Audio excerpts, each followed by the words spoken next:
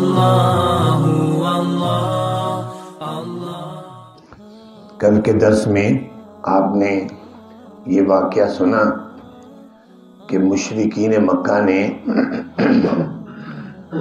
کتنے زبردست طریقے سے اور اہتمام سے حضرت صلی اللہ علیہ وسلم سے چاند کے 2 ٹکڑے کرنے کا مطالبہ کیا۔ حضرت صلی اللہ علیہ وسلم نے فرمایا پھر اگر چاند 2 ٹکڑے ہو جائے تو ایمان لاؤ گے؟ کہنے لگے بالکل ہم ایمان لائیں گے۔ نبی پاک صلی اللہ علیہ وسلم نے اللہ سے دعا کی، دعا کر کے چاند کو اشارہ کیا، چاند 2 ٹکڑے ہو گیا۔ یہ نبی پاک صلی اللہ علیہ وسلم کا معجزہ ہے۔ جب چاند 2 ٹکڑے ہوا تو آپ نے فرمایا آ جاؤ بھائی، تم نے وعدہ کیا تھا ایمان لانے کا، چلو اب سب ایمان قبول کرو، کلمہ پڑھو۔ کہنے لگے لا، یہ نہیں ہو سکتا، یہ تو تم نے جادو کیا ہے، سحر مستمر، یہ سورہ قمر ہے، یہ تو جادو وہی مسلسل جو پہلے نبی اپنی امتوں پر کرتے آئے ہیں، تم نے بھی یہی جادو کیا ہے۔ نبی پاک صلی اللہ علیہ وسلم کو بڑا دکھ ہوا، بڑا ہی دکھ ہوا کہ انہوں نے اپنے زبان سے مانگا تھا معجزہ اور میں نے اللہ سے دعا کی، اللہ نے پورا کر دیا، تو یہ پھر بھی نہیں مان لا رہے۔ تو دکھ جب ہوا نا تو اللہ تعالیٰ کو اپنے پیارے حبیب کا دکھ برداشت نہیں ہے، تو نبی پاک صلی اللہ علیہ وسلم کو فوراً اللہ تعالیٰ نے چند ایک نبیوں کے مختصر سے واقعات ذکر کر کے کہا اے پیارے پیغمبر آپ کیوں پریشان ہو رہے ہیں، آپ کیوں دکھ کر رہے ہیں ان کے ایمان نہ لانے سے؟ میں آپ کو بتاتا ہوں پہلی کتنی امتیں گزری انہوں نے اپنے نبیوں کو ایسے ہی جھٹلایا تھا، تو بربادی پھر ان کا مقدر بن گئی۔ پہلے فرمایا کذبت قبلہم قوم نوح، جھٹلایا ان سے پہلے قوم نوح نے۔ حضرت نوح علیہ السلام کا آپ کو پچھلی آیات میں بتایا کس طرح 950 سال دن رات تبلیغ کی انہوں نے، لیکن آگے سے کیا جواب ہوا؟ فَكَذَّبُوا عَبْدَنَا، انہوں نے جھٹلایا ہمارے بندے کو، اور آگے سے کہا وَقَالُوا مَجْنُونٌ وَازْدُجِرَ، کہنے لگے مجنون ہے، وَازْدُجِرَ جھڑکا ہوا ہے، یہ اس کو جھڑک دیا جاتا، چل چل نکل یہاں سے، ہمیں تبلیغ نہ کر۔ آگے سے ڈانٹتے جھڑکتے۔ نوح علیہ السلام نے 950 سال تبلیغ کر کے آخر تھک گئے۔ فدعا ربہ انی مغلوب فانتصر، دعا کر دیا اپنے رب سے کہ اے پروردگار میں تو مغلوب ہوں، میں کمزور ہوں، میں ان سے کیسے بدلہ لے سکتا ہوں، فانتصر تو خود ہی ان سے انتقام لے۔ یہ دعا کی اللہ تعالیٰ نے، پھر انتقام کیسے لیا؟ ففتحنا ابواب السماء بماء منہمر، ہم نے کھول دیے پھر آسمان کے دروازے ایسے پانی سے، منہمر جو مسلسل بارش برسانے والا تھا۔ آسمان کے صرف بارش برسانے کا ذکر نہیں کیا، فرمایا ہم نے دروازے ہی کھول دیے آسمان کے، اتنا پانی برسا۔ یہ تو اوپر سے تھا، نیچے سے فرمایا وفجرنا الارض عیونا، اور پھر چلا دیے ہم نے زمین کے چشمے، جہاں جہاں چشمے تھے ان کے بند منہ کھول دیے، نیچے سے پانی نکلنا، اوپر سے پانی ہے۔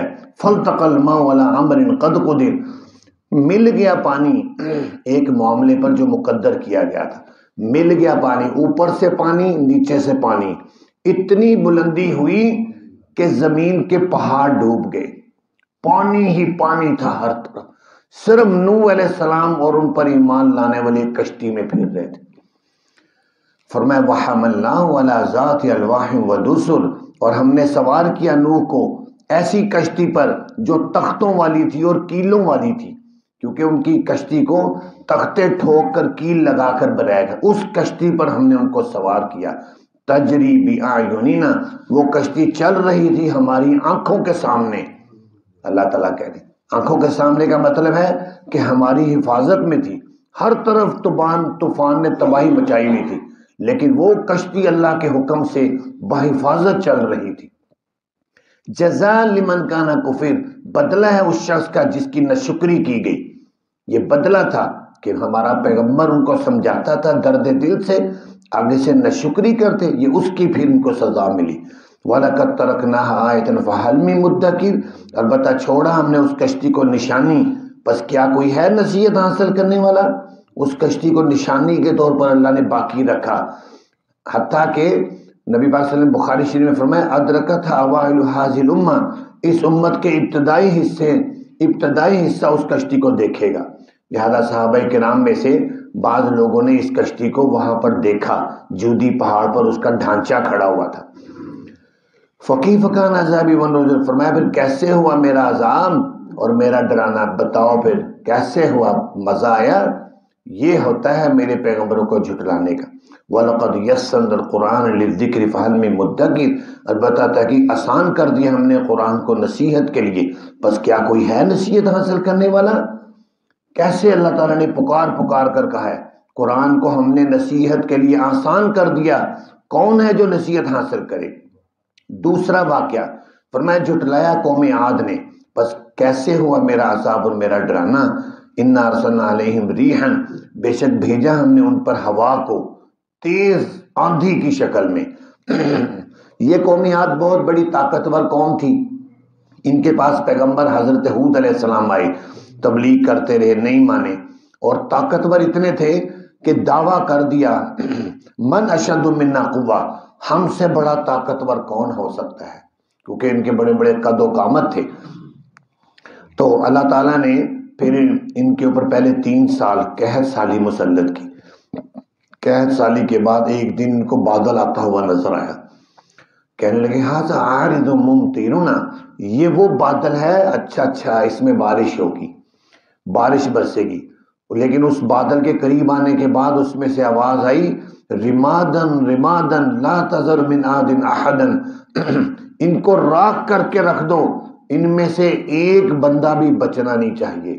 اس بادل سے آواز آئی، بس پھر اس کے بعد ہوا کے جھکڑ چلے، ایسے فرمایا فی یوم نحس مستمر، ایسے دنوں میں جو منحوس دن تھے، مستمر مسلسل، کہتے 7 دن 7 راتیں 8 دن یہ آندھی چلی ان پر، گھنٹہ 2 گھنٹے طوفان کی آندھی چل جائے برا حال ہو جاتا ہے، تو مسلسل 8 دن آندھی چلی۔ اور قرآن پاک میں ہے تنزع الناس، اکھاڑ کر رکھتی تھی وہ ہوا لوگوں کو، گویا کہ وہ تنے ہیں کھجور کے اکھڑے ہوئے، جیسے زمین سے اکھاڑ کر کھجور کے تنے پھینک دیے گئے، ایسے ان کی لاشیں گری پڑی تھی، پٹک کے مارا ہوا نے۔ فرمایا کیسے ہوا پھر میرا عذاب، میرا ڈرانا؟ وَلَقَدْ يَسَّرْنَا الْقُرْآنَ لِلذِّكْرِ فَهَلْ مِن مُدَّكِرٍ، بتاتا کہ آسان کیا ہم نے قرآن کو نصیحت کے لیے، کیا کوئی ہے نصیحت حاصل کرنے والا؟ یہ بھی نصیحت۔ اسی طرح کذب ثمود بالنذور، جھٹلایا قوم سمود نے پیغمبروں کو، ڈرانے والوں کو، فقالوا ابشرا منا واحدا نتبعه، پس کہا انہوں نے کیا بشر ہے، یہ انسان ہے، ہم ہی میں سے ایک، ہم نتبع اس کی پیروی کریں؟ یہ تو ہمارے جیسا انسان ہے، یہ کھانا کھاتا ہے، کاروبار کرتا ہے، شادی کرتا ہے، یہ نبی نہیں ہو سکتا۔ ان اذا لفی ضلال وسعر، بے شک ہم اس وقت اگر اس کے پیچھے چلیں گے البتہ گمراہی میں ہوں گے اور پاگل پن میں ہوں گے۔ اُلقی الذکر علیہ من بیننا، کیا ڈالا گیا ہے نصیحت اسی پر ہمارے درمیان؟ اللہ تعالیٰ کو یہی رہ گیا تھا، اسی پر نصیحت بھیجی ہے۔ بل هو کذاب عشیر، پیغمبر کو کہنے لگے بلکہ یہ جھوٹا ہے، متکبر ہے۔ جب پیغمبر کو یہ کہا اللہ تعالیٰ نے فرمایا سیعلمون غدا من الکذاب العشیر، ان قریب جان لیں گے، کل ان کو پتا چلے گا کون جھوٹا ہے، متکبر ہے، پتا چلے گا۔ انا مرسل الناقۃ فطرۃ، بے شک بھیجنے والے ہم اونٹنی کو آزمائش کے طور پر ان کے لیے، فرتقب واصطبر، بس آپ انتظار کریں ان کا اور ڈٹے رہیں، وَنَبِّئْهُمْ أَنَّ الْمَاءَ قِسْمَةٌ بَيْنَهُمْ، اور خبر دے ان کو کہ بے شک پانی تقسیم ہوگا ان کے درمیان، کل شرب محتضر، ہر آدمی پینے کی جگہ پر حاضر ہو جائے۔ انہوں نے مطالبہ کیا کہ ہمیں منہ مانگا معجزہ یہ چاہیے کہ پہاڑی سے زندہ اونٹنی نکال کر دکھاؤ۔ حضرت جو ہے صالح علیہ السلام کے یہ پیغمبر تھے اور قوم سمود تھی، انہوں نے دعا کی، زندہ اونٹنی نکل آئی، اور چونکہ اونٹنی بہت بڑی تھی، ہاتھی سے بھی بڑی تھی، وہ اونٹنی جب پانی پینے کو منہ لگاتی تھی تو پانی سارا ہی پی جاتی۔ اس ارد گرد کے لوگوں کے جانور تھے اور گائیاں، بکریاں، بیل، وہ بڑے پریشان نے کہا یہ کیا مصیبت ہمارے گلے پڑ گئی ہے.